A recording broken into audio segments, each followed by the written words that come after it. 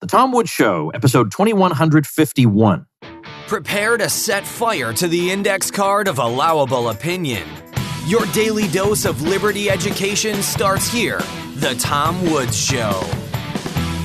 Folks, if you enjoy the Tom Woods Show, it's time to go to the next level. And next level Tom Woods is libertyclassroom.com. This is where my friends and I teach all the stuff you did not get in your conventional education. History, economics, and more, the way it ought to be taught, with all the content they left out or distorted. Check it out at libertyclassroom.com. Hey everybody, Tom Woods here. So glad to welcome back to the show our old friend, Scott Horton. He is the libertarian foreign policy hero. He is, of course, the host of the Scott Horton Show. You can check him out at scotthorton.org. He's got a zillion things that he does. Editorial director for antiwar.com. He directs the Libertarian Institute. And, of course, he was the resounding victor in his debate with Bill Kristol about foreign interventionism. And he recently had another debate that ended up with just as lopsided a result at Porcfest. And so we're going to start our conversation today talking about that. And then we're going to talk about the worst thing in the world and what we can do about it. Scott, welcome back. Hey, Tom, how are you doing? Thanks for having me. I'm doing great, and I want to jump into this right away, but I do need to make a little bit of an exception here. I do want to take a minute. Could you please say something for those of us not fortunate enough to be at Porcfest? Just say a word about the debate, because I think you did another stomping of somebody. The same way you stomped Bill Kristol, somebody else got stomped trying to debate you at Porcfest. Can you talk about that for just a minute? Yeah, I think that's probably a fair characterization. And I apologize about the thunderstorm approaching out my window here. I hope it's not too much of an interruption. But what it was, of course, the great Gene Epstein of the Soho Forum moderated and hosted the debate. It was myself and Cathy Young from Reason Magazine and from The Bulwark, which is Bill Kristol's online magazine that kind of replaced the Weekly Standard, I guess. And the debate was whether America should arm a country. Obviously, Ukraine was the discussion, although Georgia came up, but a country attacked by Russia, and whether we should arm them and give them intelligence and that kind of thing. So that was the debate. And she didn't really have as much of an argument as she knew what I was going to say, more or less. So she tried to sort of preempt that. And then in her opening statement, where she's supposed to be making the case for arming Ukraine, she's basically trying to make the case for why what I'm about to say isn't really right or something like that. But then I don't think that really worked. So she didn't ever really make the case for, and it's hard in limited time, but I'm pretty sure that was the best she could do. And then I was, just being myself, telling the same story I've told you before about on the show about how our presidents from Bill Clinton all the way through have provoked this conflict with Russia unnecessarily, and that the war with Russia is Putin's fault. I don't absolve him of his aggressive war. He must have had other options than that. But the new Cold War in which his invasion of Ukraine takes place is absolutely created by the West, led by the United States. And, in direct contradiction, what they say, you can tell, right? It's almost like a psychological thing. Unprovoked attack, because they don't even want the question raised. What might have preceded this that could have amounted to a provocation from the Russian point of view? It has to just be Russian aggression as a key catchphrase. And she made her case. And I guess when the video comes out, people will see what they think. But it was 98.44% to 1.66%, I think, was the final total. So I got the Tootsie Roll Pop at the end. Yes. Thanks to Josh for that. Right, because I guess it started off at 70-something% in your favor, and then it went to 98? Right. And her friend that she brought with her voted for her, which was nice. You're just brutal. Well, she wrote a thing for The Bulwark this morning where she essentially, honestly, I'm not motivated enough to go and try to refute all of the things she said, but she takes me out of context and puts words in my mouth. She kept saying, or she says in the debate and again in the article today, that I believe Putin. But the only things where I quoted Putin was things where he was threatening us over something, right? Like I said, in his declaration of war, he complained that Bill Clinton backed the terrorists in Chechnya. Well, I wasn't saying I believe him as the source for my information that Bill Clinton did that. I've got that from the Washington Post and from Stratfor and from the leader of the Senate Intelligence Committee staff who wrote, Joseph Bodansky, who wrote this giant thing about it. And, I thought it was in the WikiLeaks and I couldn't find it. I was panicking. The Stratfor emails. No, it's right there on their website. You can read it right now. Stratfor.com. Chechnya, Saudi, CIA, 1990s. Have at it. So anyway, she was trying to call me a kook or whatever, say I love Vladimir Putin. I get all my talking points from him and you hear them. The American side's talking points. You know what they are. But didn't seem to impress anybody. But that's just so dumb. I mean, it's unbelievable that she would resort to that. How does she not realize she's talking to an audience that's a little bit more sophisticated than people who can just be satisfied with, oh yeah, he gets his talking points from the Russians or whatever. That's such a low IQ thing to say. And that she would try to get away with that in a debate with a libertarian is incredible to me. And I had said quite clearly, which I do believe, I don't pander to anybody ever, that what Putin has done is an absolute horrible, moral, and legal crime. He started a war. You can't do that. He invaded a country. Now, it's complicated. It is Obama's fault and Trump's fault and Biden's fault and everybody else's fault too. But he didn't have to do that. And you know what? I really need to do the work on what his alternatives really were. Because, one thing I heard Aaron Mate say, well, he could have just straight up cut off all gas to Europe and sent all his natural gas east instead. And that would learn him if he'd done that all at once.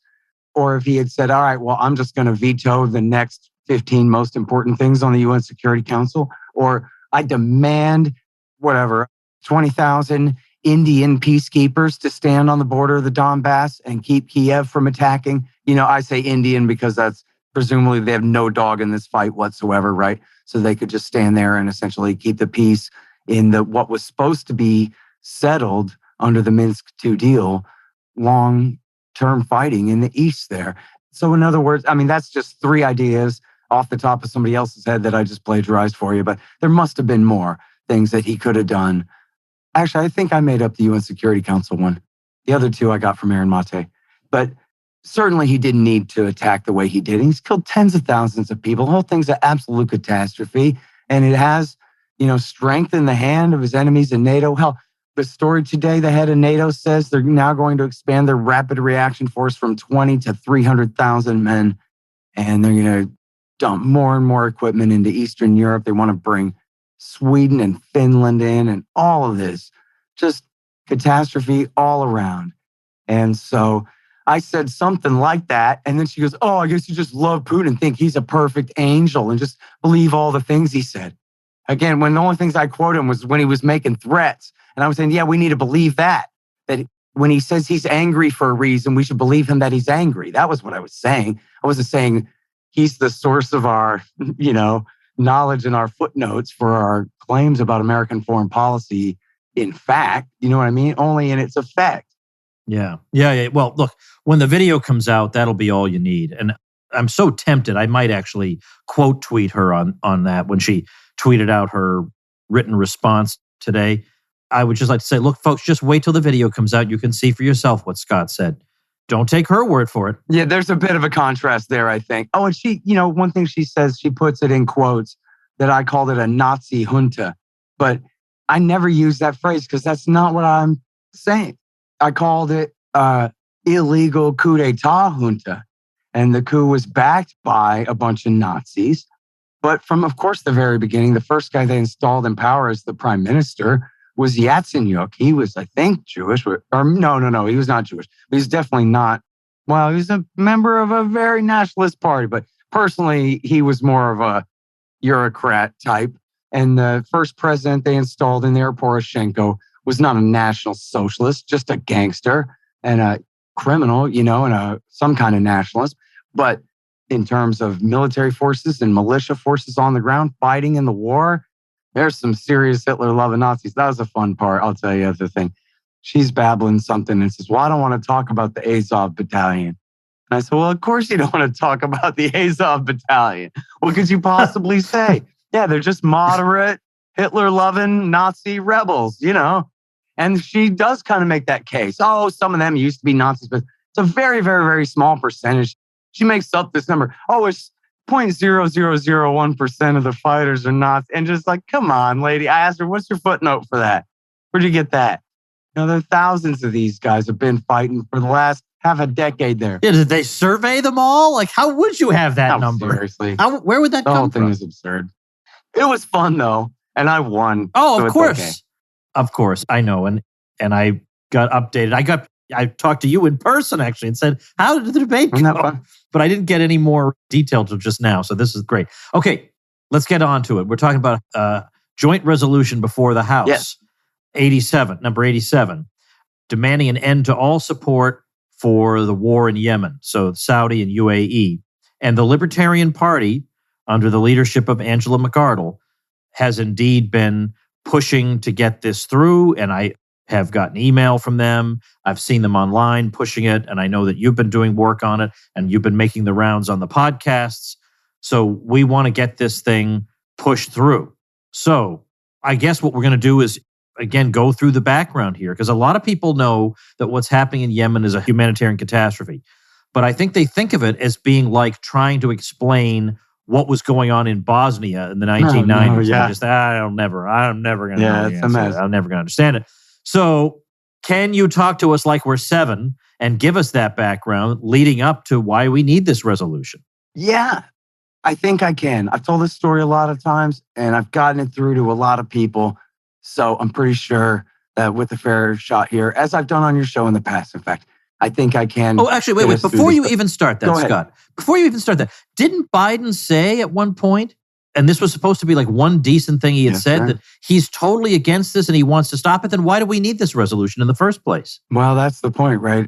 And it raises important questions about what good this would even do anyway, because as you know, he's the ruler of the world empire and no real, as Al Gore said, there's no controlling legal authority over what I do, as vice president. It's the same thing with Biden now as president, right? Unless the Senate's going to remove him from office, he can do whatever he wants, especially in terms of foreign policy.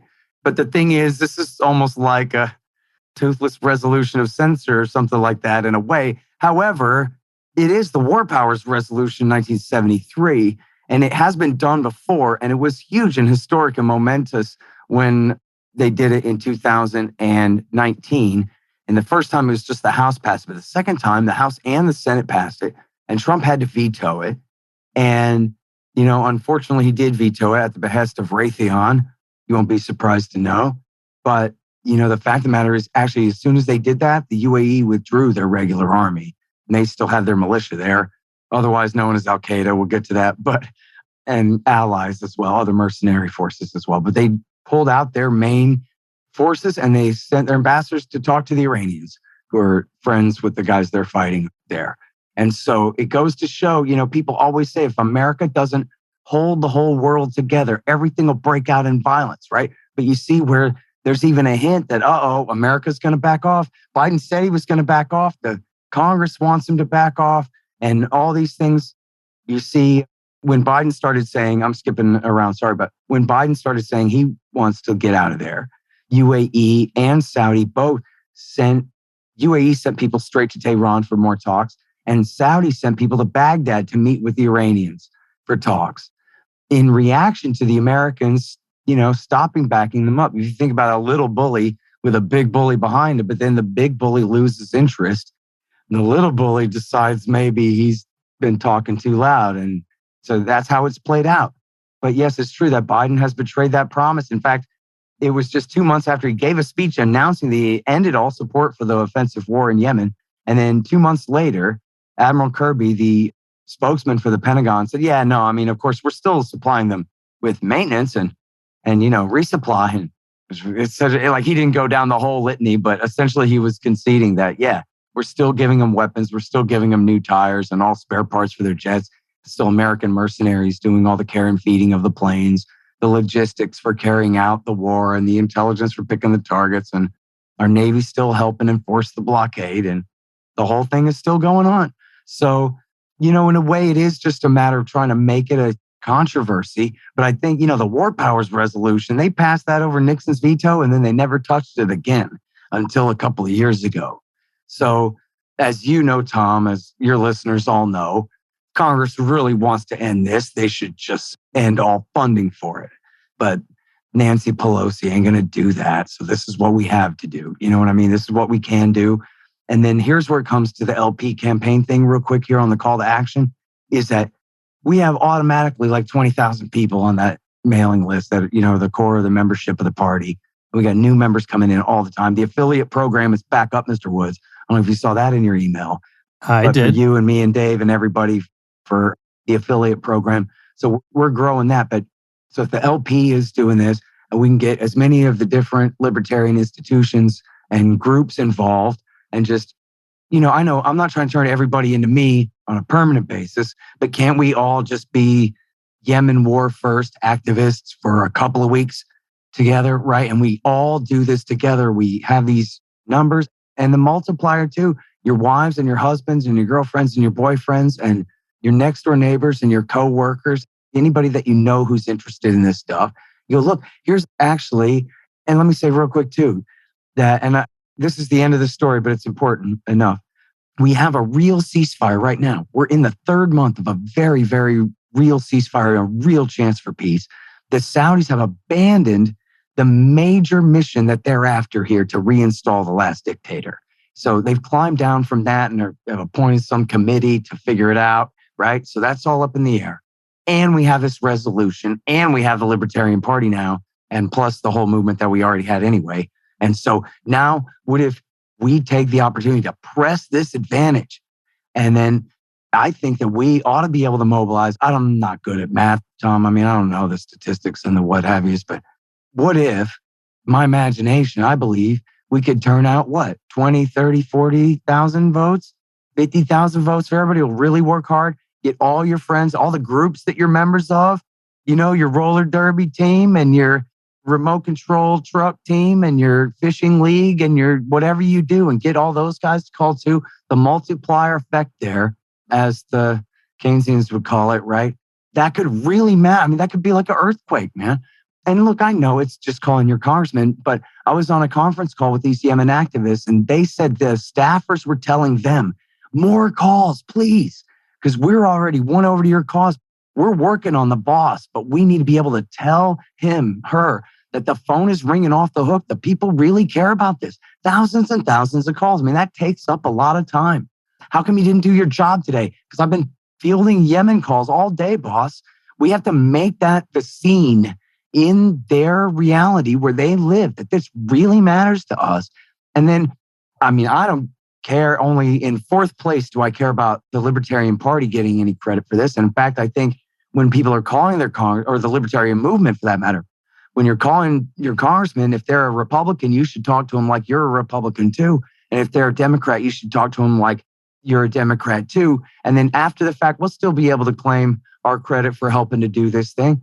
But that's not the important part. The important part is, what if we really get it past the House and the Senate? And even with like veto-proof majorities, some huge dream come true type scenario, he could still veto it and he still could ignore it, somehow go around it. But I think that would be huge. And I think there's a real chance that that would be the thing that we need. The Congress is insisting now. We have this chance for peace. President Biden see it through to do this. And of course, he's trying to suck up to the Saudis right now and get them to increase oil production. But see, I think they won out of this war too. It hasn't worked and it's not going to work. And the Houthis keep hitting inside Saudi and stuff. So there's got to be a way that we can do this. And look, you know what?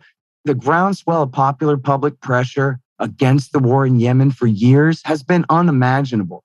This is not the cause celeb of a single TV commentator. You know what I mean? There's no one famous who's made this their big issue. Not Mark Ruffalo or Tucker Carlson or anyone. You know what I mean? It's just not that big of a thing. Nobody knows that much about it. We don't have tens of thousands of soldiers on the ground there, right? But still, there are thousands and thousands and thousands of people who've been working on this so hard. And there's such a groundswell. As I said, they already got the War Powers Resolution passed before a couple of years ago.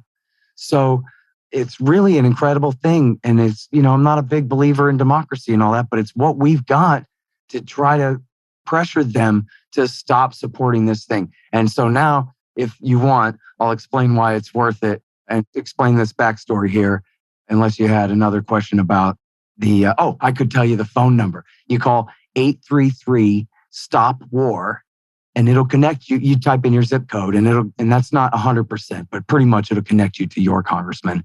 And then, that's great. It's perfect. It works so easy. 833-STOP-WAR. And in fact, it's 1-833-STOP-WAR.com. If you need a couple talking points, a little bit of instruction there, they have it right there. 1-833-STOP-WAR.com there. And they have that. And it's HJ Res 87, the War Powers Resolution on Yemen. And it's fresh and new. It was just introduced a couple of weeks ago, right? All these things are coinciding together. The ceasefire, the LP takeover, and all of these things are all happening at once. So it's a new, fresh thing. It's a big deal. The number of co-sponsors keeps going up. It's up to 91 co-sponsors now, including 11 Republicans. Let's get that up to 30 Republicans, to 50 or whatever we can, right? And especially attack the right from the right, America first, and all that kind of messaging, you know? Thomas Massey's supporting it. Plagiarize him. Tell your congressman the best thing you heard Massey say about it. You know, it's out there. Now a word from our sponsor, BetterHelp. Hey folks, I don't know if you've ever experienced burnout, but I am the poster child for burnout. As I've said over and over again, for those 2 years that I worked on the Ron Paul curriculum, I was just stretched to the limit. It was nonstop work because I was also doing the Tom Woods Show and also traveling around the world giving lectures and doing all these sorts of things. And plus, I'm a dad and I have lots of responsibilities, but I'd bought into this crazy modern idea that if I had any free moments, like the 10 minutes I'm waiting for an oil change or the 20 minutes I'm waiting in line at the post office, that all that time has to be filled by work. No time for reflection, relaxation, doing something pleasurable, whatever. But work is not the only cause of burnout. Any of our roles in life can lead us to feel burned out. And you can feel like you have a lack of motivation. You can feel irritable, fatigued. Well, BetterHelp Online Therapy wants to remind you to prioritize yourself. Talking with someone can help you figure out what's causing stress in your life. And by the way, I'm very happy to tell you that I myself have used BetterHelp in the past, and it did wonders for me. I was matched with somebody who understood my situation exactly and helped me get back on track. BetterHelp is customized online therapy that offers video, phone, and even live chat sessions with your therapist, so you don't have to see anyone on camera if you don't want to. It's much more affordable than in-person therapy, and you can be matched with a therapist in under 48 hours. Our listeners get 10% off their first month at betterhelp.com/woods. That's betterhelp.com/woods. Tom, did you have any other follow-up before I start on the history here? One quick follow-up. Sure. You were saying that there are no celebrities who have made this their cause, and so it's kind of just, it's been way, way too much in the background. But I guess my question would be, we have a lot of passionate people, though, who are nevertheless against it. They're just, nobody knows who we are, unfortunately. But who is the constituency for this thing? For the Saudis. I don't ever come across anybody. Yeah, see, the Saudis. But I mean, I don't ever in ordinary life come across anybody saying, I sure hope we stick it out in Yemen. You get a little no one says that. You get a little of that because the fake threat here is Iran. And you can always find people who are partisans of Israel and who are just, you know, have the experience and been propagandized their whole lives about the danger of the Ayatollah and all of that. Although I'll get to how overblown that is here in a minute. But that would be the justification if you ever hear anything, is what about Iran? What about Iran? But of course, as anyone listening to this could guess, Iran's influence in Yemen has increased lately rather than the other way around. So, but not to mention, look, Scott, there are some things you just can't do regardless of the consequences. You know, I mean, it's like the who would pick the cotton argument about slavery. Well, you know what? I don't know. Maybe nobody. But you can't do that to people. Seriously. You know, maybe nobody would pick the cotton, but you still can't do that. Yep. And so likewise, I don't know what'll happen with Iran, but I do know you can't starve people. You know, you can't do that. Yep, exactly right.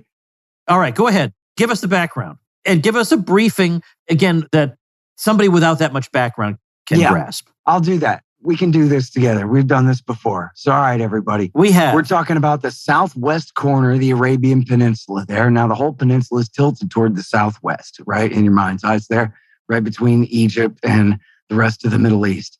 And in Iran, right, the Persian Gulf is on the right, the Red Sea is on the left, separating the Arabian Peninsula from the Horn of Africa there in Somalia and Djibouti. So it's that southwest corner. And the rectangle lies flatways, you know, widthwise.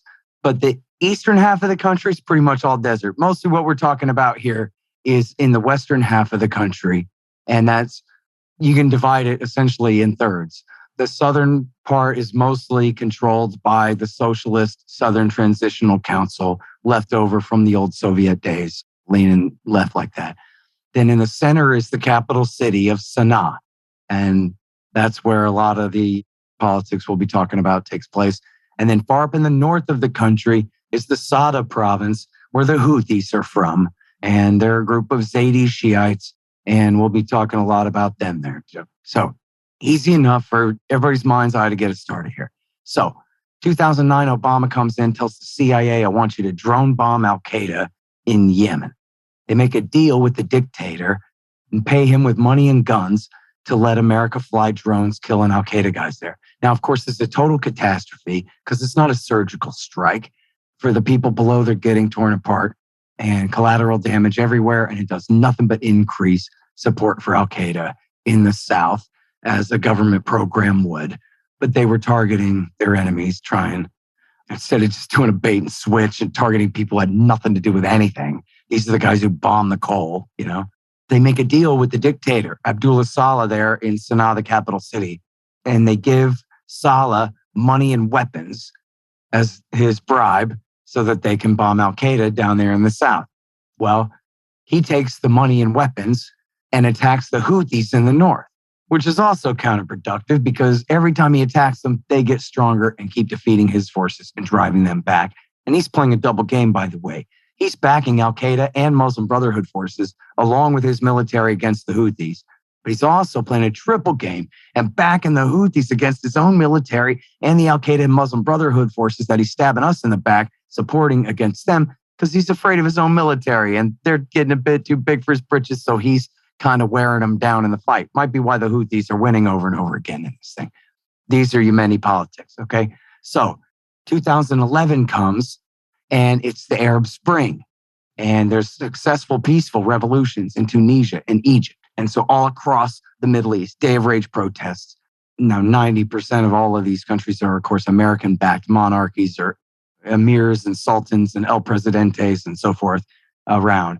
And in this case, a so-called president, Saleh. And everybody wants rid of him, and everybody comes to the capital city, and they have a peaceful protest, and everybody's getting along. Houthis and Muslim Brotherhood guys and Southern Socialists. I don't know about Al-Qaeda guys, but everything was going okay. But Saleh wouldn't step down, and so people started trying to kill him. And somebody bombed him and wounded him. So he had to leave the country and go to Saudi Arabia to heal up from being attacked, all right? Dictators out of the picture. In comes Hillary Clinton. She comes in and with the Saudis, thwarts the will of the people who want a whole new constitution and a whole new way of doing things around here. And she says, no, you're going to be happy with the vice president, and helps to shore up support for him among, different factions, passing out money and backing the Saudi role there. Well, the vice president is a guy named Mansour Hadi, and he's terrible. Well, first of all, Saleh goes away mad.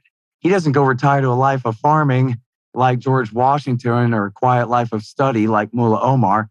He goes and joins forces with the Houthis. Turns out he's a Zaidi Shiite just like them, even though he's not a Houthi. And so he makes an alliance with them. He takes about 2/3 of his army with him. And so now they're this ultra powerful force in the north of the country. Meanwhile, Hadi is a terrible dictator and cuts the gasoline ration and passes whatever taxes and regulations and horrible things that drive everyone crazy. And he implements a strong federalism program, which essentially means drawing hard state borders where before there had just been regions, which was a threat to cut the Houthis off from the Red Sea. Well, they go to war and start marching down on the south of the capital. At the end of 2014, the Houthis, allied with the former dictator Saleh, take the capital city and drive Hadi out of power. Now, Obama himself admitted, I've seen him on camera say, the Iranians warned the Houthis not to do this. Now, they're not really Iranian ally at this time. They're kind of the Iranians' acquaintances or friends, but not their allies or have any real relationship with them. And there's this tiny sub-state group with not much power. What are they going to do? But at this point, they're marching on the capital, and the Iranians advise them, don't take the capital city because the Saudis are going to freak out and go to war. Maybe they knew that from their intelligence. I don't know. But they at least figured that. And Obama himself admitted that that was true. Well, the Houthis ignored the Iranians and took the capital city anyway. And then even though they proposed immediately negotiations with all different factions, they knew they couldn't just rule the whole country as some totalitarian power. They knew they had to cut deals with everybody to stay in power. And so they wanted a new constitutional convention. They were literally going to create a bicameral Congress or a bicameral parliamentary system, Tom, where there would be a lower house for women and the youth to have their interests represented, was the idea that the Houthis had floated in the first place. But the upper house would have tribes and powers and factions from all over the country would have their say. They didn't think they could have power otherwise. Well, then the bombs come falling right out of the sky and destroy the whole thing. And the New York Times quoted the Obama people explaining why they gave the green light for this to happen. Now, of course, America's the world empire and Saudi is the client state. They can't do this without us. And they wouldn't have dared to do it without American cooperation in the first place. And they came to Obama and said, can we? And the Obama team decided, yeah, let's let them do it. And then later they told their whole story to the New York Times. It's not a scoop. It's one of those based on 17 sources from inside the government saying they knew the war would be long, bloody, and indecisive, right? Meaning a lot of people are going to get exploded to death, and we have no idea what victory is even supposed to look like here. Long, bloody, and indecisive, but we have to do it to placate the Saudis over the Iran nuclear deal. Now, the Iran nuclear deal was guaranteeing the Saudis' military interest, right? Locking down the Iranian nuclear program more than ever before. But it was also scaring the Saudis and making them think that Obama was going to tilt back toward Iran and against them, which that was never going to happen. All he was trying to do was take the threat of war off the table there. Nobody thought Obama was going to tilt back, make a deal with the Ayatollah and turn against Saudi Arabia and back towards the Persians like the 70s. That was just absolutely not on the table whatsoever during that time. But they were worried that they were going to lose their place in our order in the Middle East as top dog, junior top dog, right? And then Mohammed bin Salman, Crown Prince Bonesaw, had just become the 29-year-old brand new defense minister and deputy crown prince. So public choice theory kicks in. He starts a war for his own personal, selfish political interests inside the royal family. And as everybody remembers, he rounded up and arrested all the billionaires and stole all their money. Remember that? Well, he also locked up his cousin, Prince Mohammed bin Nayef, the crown prince, who was set to be king, and had him arrested, locked in solitary somewhere and took his place and is now known as Crown Prince Mohammed bin Salman and is essentially the de facto king of the country. His father is a senile old man in his late age. And so he's running the place. And the war helped him do it. So that was part of why they launched the war in the first place. And then they called it Operation Decisive Storm, long, bloody, and indecisive, in fact. But they called it Decisive Storm and they launched it. And then that was 7 years ago and I skipped a step. I'm sorry, we're short on time. I'll try to talk faster, Tom. Wall Street Journal and Al Monitor reported in January of 2015 that our current Secretary of Defense, Lloyd Austin, who was then a 4-star general, the commander of Central Command, he was passing intelligence to the Houthis to use to kill Al-Qaeda, right? To an Al-Qaeda guy, the only good Shiite is a dead Shiite. So Lloyd Austin said, hey, you guys like killing Al-Qaeda? And the Houthis were like, yes. And he said, well, here's some intelligence and where you can find them. And the Houthis to the Wall Street Journal confirmed it from Yemen side of the story. They sent a reporter to confirm it that, yep, the Americans have been giving us intelligence lately to use against AQAP. That's January 2015. 2 months later, Obama stabs them in the back and takes Al-Qaeda's side against them because, of course, Saudi and UAE have been backing Al-Qaeda in the war ever since. And not only that, but just the war completely destroyed the Houthis, any ability they had to create a monopoly on force and prevent Al-Qaeda from taking over a whole bunch of towns. And I talk about this in enough already. They took over 7 towns, including the major port city of Mukalla, and then 6 more towns after that. Huge tax bases. They cut taxes, but still made billions. And, because there's port towns and all kinds of trade going on up and down the coast there. And then they seized military bases and weapons magazines. And it was a huge deal, Tom, until about 2017. It became such a scandal that the Americans put pressure on the UAE that this is embarrassing us. You have to do something about it. So the UAE went in there, Tom, and wiped them out. No, I'm just kidding. They went in there and hired them all and integrated them into their militia. And so just like Michael Horton, no relation to me, the real Yemen expert from the Jamestown Foundation, told Mark Perry back in 2015, in March of 15, he told Mark Perry, John McCain complains we're flying as Iran's Air Force in Iraq. That would be against ISIS. Well, we're flying as Al-Qaeda's Air Force in Yemen.